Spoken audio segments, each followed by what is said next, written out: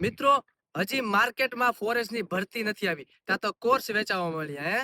આ એકેડેમી વાળા તો છે ને એડવાન્સમાં હાલતા લાગે છે હે. હજી તો સિલેબસ હજી બહાર નથી પડ્યો. હજી કદાચ નવા નવા આર આવે તો કોર્સમાં પણ બદલાવો થઈ શકે.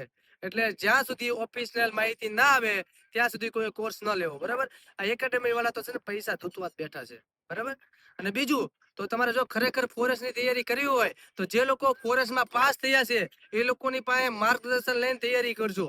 અને બીજું, તો તમારે જો ગ્રાઉન્ડની પણ તૈયારી કરવી હોય ને તો એક ગ્રુપમાં તૈયારી કરજો. તમારે પોતાના મનની અંદર એવું હોવું જોઈએ, બરાબર, કે નહીં મારે આ વસ્તુ કરવું જ છે, તો એ વસ્તુ છે માં થાય જ તે, બરાબર. ફોરેસ્ટ નું ગ્રાઉન્ડ તો તમને બધાને ખબર છે, બધા કહેતા હાર્ડમાં હાર્ડ હોય ને તો એ ફોરેસ્ટ નું ગ્રાઉન્ડ છે. એટલા માટે ગ્રુપમાં તૈયારી કરો અને જાત મહેનત કરો. અને તમારે જો કદાચ એકેડેમી ના જે કોર્સ લેવો હોય તો ગણિત અને રીઝનિંગ નો લઈ શકો છો. બાકી તો એના માટે પણ યુટ્યુબમાં ઘણા બધા વિડીયો છે જ તે, એ જોઈ લેવા, બરાબર.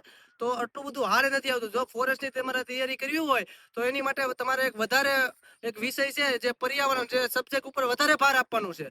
અને બાકી જે ફોરેસ્ટની ભરતી 2025માં લેવાની હતી, બરાબર, 2024માં જે અમારે ફોરેસ્ટની ભરતી લેવાની હતી એના જે 48 પેપર છે ને એ 48 પેપર છે એ સોલ્યુશન કરી નાખજો, બરાબર. એટલે કોઈ પણ એકેડેમી જવાની જરૂર નહીં પડે, બરાબર. 48 પેપર છે, જે વિદ્યાર્થી પાસે કોઈની પાસે પીડીએફ હોય એ કોઈની પાસે માંગી લેવી, બરાબર, એકબીજાની પાસેથી મેળવી લેવી અને એ સોલ્યુશન કરી નાખશો ને તો કાંઈ વાંધો નહીં આવે.